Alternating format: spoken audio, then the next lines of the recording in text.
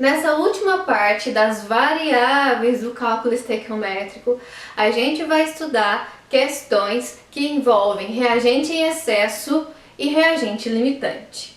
O reagente em excesso é aquele que passa na reação, ou seja, a quantidade que foi disponibilizada desse reagente é sempre superior à quantidade necessária.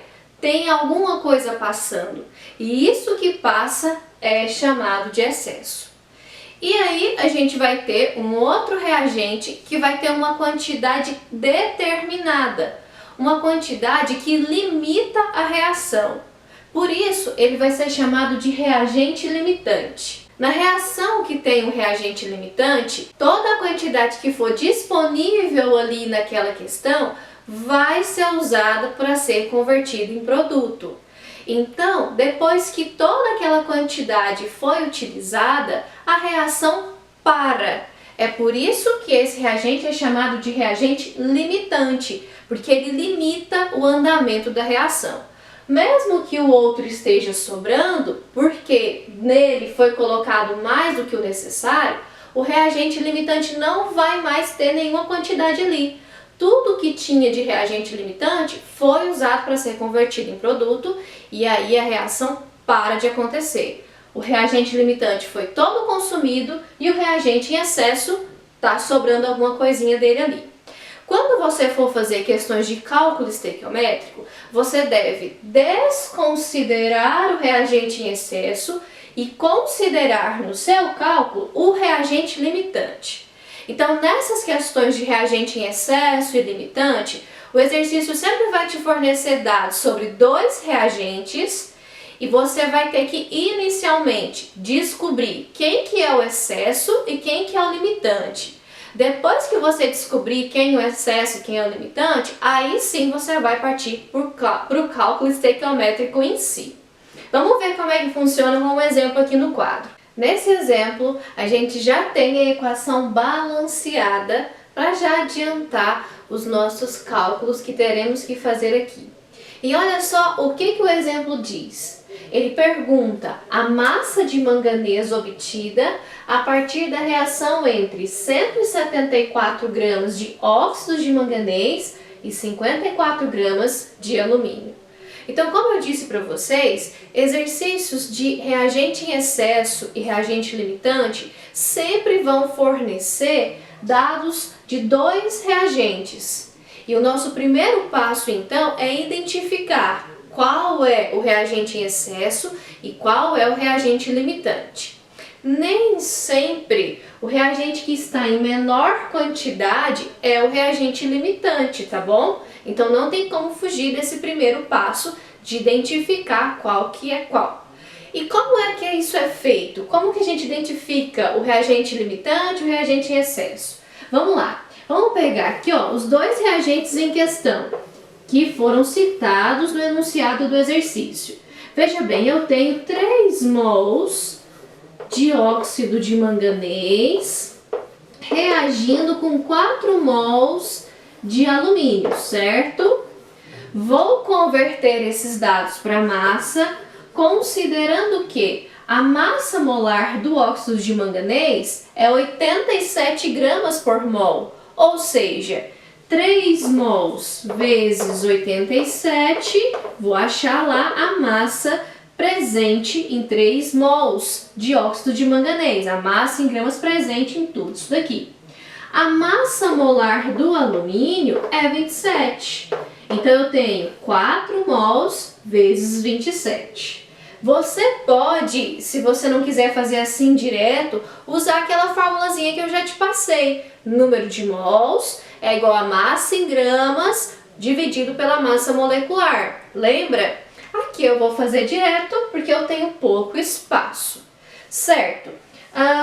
Eu tenho então uma massa de óxido de manganês de 174 gramas e 54 gramas de alumínio.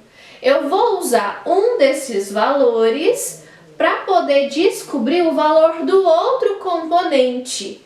Vou pegar aqui o valor do alumínio, você pode escolher de qualquer um dos reagentes, tá bom? Eu vou escolher aqui do alumínio, que é o que está mais perto aqui de mim. Então veja bem, quando eu tenho 54 gramas de alumínio, qual será a massa de óxidos de manganês que eu preciso ter para essa reação aqui acontecer? Multiplicando o cruzado, eu vou achar que X é igual a 130,5 gramas. Então, gente, o que nós percebemos aqui? Que nessa reação química em que eu reajo 3 mols de óxido de manganês com 4 mols de alumínio, esses aqui são os valores em massa, né? A gente converteu para massa para ficar mais fácil. Quando eu tenho 54 gramas de alumínio, eu preciso ter 130,5 gramas de óxido de manganês.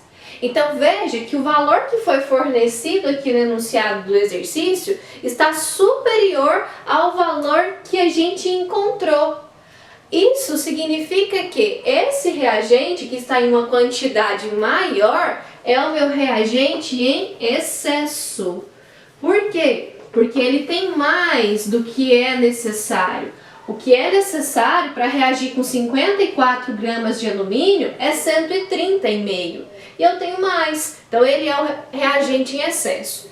E esse outro reagente aqui, que é o que tem a quantidade ideal, quantidade necessária, é o meu reagente limitante. Se ele acabar, não tem mais dele para a reação continuar. Por isso ele limita a reação. Então, quando você se deparar com questões desse tipo, aquele reagente que tem quantidade superior à quantidade determinada é o reagente em excesso. Aquele que tem quantidade igual à quantidade determinada é o reagente limitante, tá bom? E aí a gente vai agora para o nosso segundo passo, que é qual? Nosso segundo passo é, a partir do reagente limitante, fazer o cálculo estequiométrico em si e descobrir a massa de produto que foi obtida. E quando você for fazer esse cálculo estequiométrico da segunda parte, você tem que considerar o reagente limitante. Por quê? Porque o excesso está a mais. Então você vai encontrar um valor diferente. E aí, olha só, gente. 4 mols de alumínio. Alumínio é meu reagente limitante, né? Então eu tenho lá 4 mols de alumínio para produzir 3 mols de manganês. Vou passar tudo isso para massa. Massa molar do alumínio, 27. Massa molar do manganês, 55. E como aqui eu tenho 3 mols de manganês, logo 3 vezes 55. Como eu tenho 4 mols de alumínio, 4 vezes 27. Basta multiplicar o número de mols pela massa molar, tá bem? Certo, mas olha só, o exercício me deu 54 gramas desse reagente aqui. Então, quando eu tenho 54 gramas desse reagente aqui, quanto que eu vou produzir de manganesa? Que eu vou colocar Y para ficar diferente da outra. Y é igual a 82,5 gramas.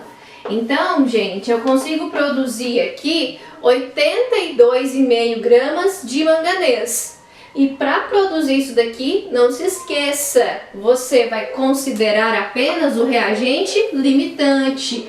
O reagente que tem uma quantidade equivalente à quantidade determinada. Se você verifica que a quantidade de outro reagente está superior à quantidade determinada, esse reagente é em excesso, você não considera ele para fazer a segunda parte do seu cálculo estequiométrico.